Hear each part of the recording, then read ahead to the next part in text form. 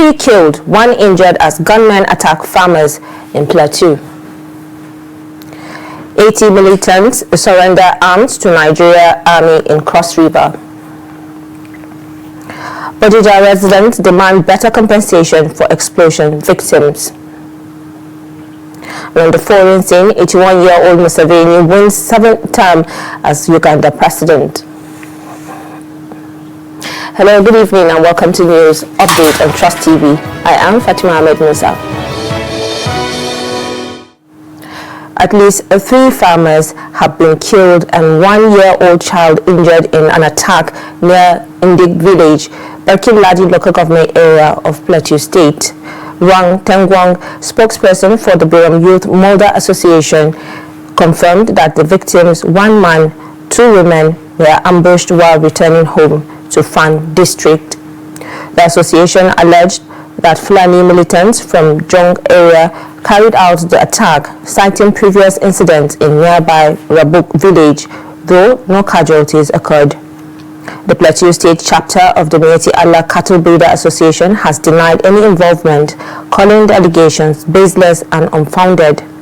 Authorities are yet to confirm the identities of the attackers and as investigations continue. Now, troops of the 6th Brigade Nigeria Army Sector 3 of Operation Wild Stroke have foiled a suspected kidnapping and robbery attempt along the Wukari-Ikiare Road in Wukari local government area of Taraba State. The army says troops responded swiftly to a distress call that criminals had blocked the road and were attacking civilians. On sighting the soldiers, the suspects fled into the surrounding bush, abandoning their victims. 2 victims, identified as 48-year-old Taso Kaso and 42-year-old Odungo Tabo, were rescued unconscious and rushed to the Federal University Teaching Hospital, Wukari, for urgent medical care. Following the incident, troops have intensified patrols and surveillance in the area to prevent further attacks. The brigade commander, Brigadier General Kingsley Chidebewa, commended the troops for their prompt response, saying their actions prevented possible loss of lives and reaffirming the Army's commitment to sustain security operations.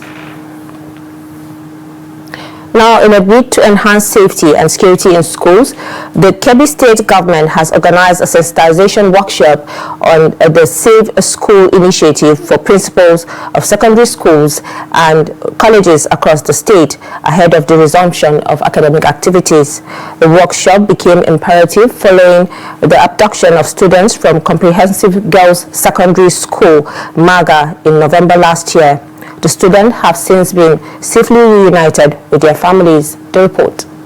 Speaking at the event, the Commissioner for Education, Hajia Halima Muhammad Bandi, said the government considered it necessary to equip school principals and other key education stakeholders with adequate security awareness to prevent a recurrence of such incidents.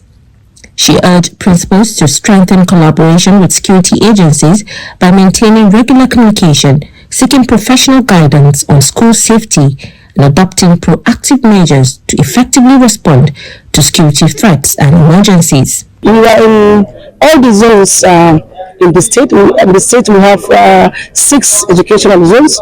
We are in Zulu zone, we went to Yauri zone, we went to Jega zone, we are in Argungu zone, we also went to Benza zone. Today is the last day. This is the Kebbi zone where these talks are given to principals so that our schools can be secured. You are journalists, you can check that MAGA is 100% secured.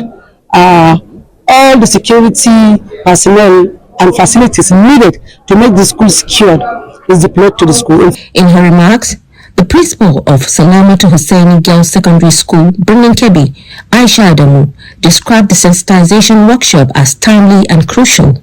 She noted that the initiative will significantly improve preparedness and reinforce safety measures within schools.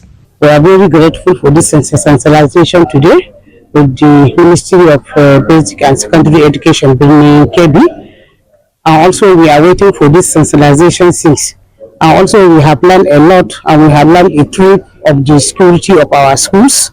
Also, this is very important with this sensitization. although what we have been taking and the advice that we have been giving, the way that we are going to scare our student, for example, on the security issues, by the rest of what we are going to apply that. We all know that this government is trying his own best for the security of the student, especially the schools in Kebbi State. The government is trying his own best, and the Ministry of Education also is trying their own best by giving the security in order to secure our students. The workshop concluded with a call for continuous training and engagement, as officials emphasized that maintaining a safety learning environment is a shared responsibility between school authorities, government, and the community, ensuring that students can pursue their education without fear. Now, no fewer than 80 militants operating in the Calabar Creeks and parts of Akpabio local government area of the state have voluntarily surrendered arms and ammunition to the Nigerian Army.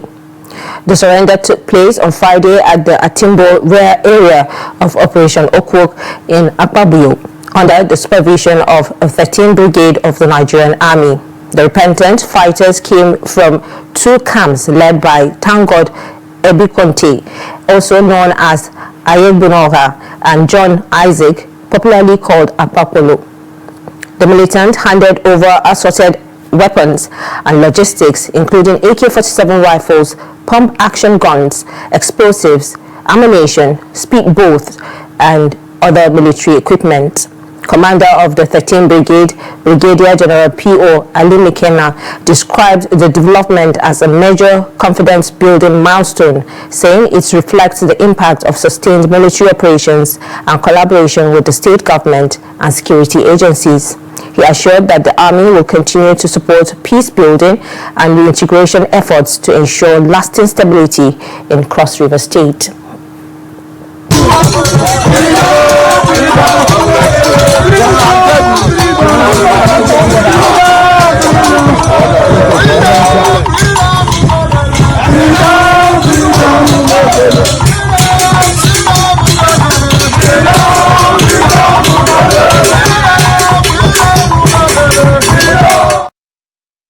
Now, the Bodija Estate Residents Association has lamented what it described as the continued neglect of victims of the January 16 explosion, calling for improved compensation and inclusion of affected persons who were left out in the initial relief package.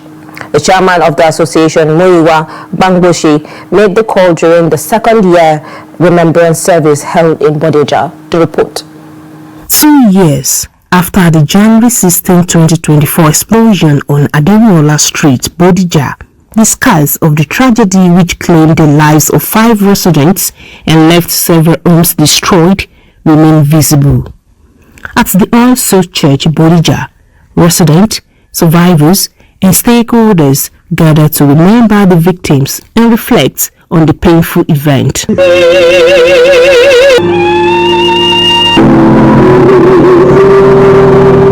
In his exhortation titled, God, Our Refuge in Times of Storm, Reverend Julius Okonlawo lamented what he described as insufficient support for the victims, urging the government to do more to ease their suffering. As much as we contemplate and ruminate over our loss, let us always remember that God has spared our lives for a purpose. For a purpose. If there is life, there is hope. We should be comforted by this word of God. We thank God because the representatives of the government are here.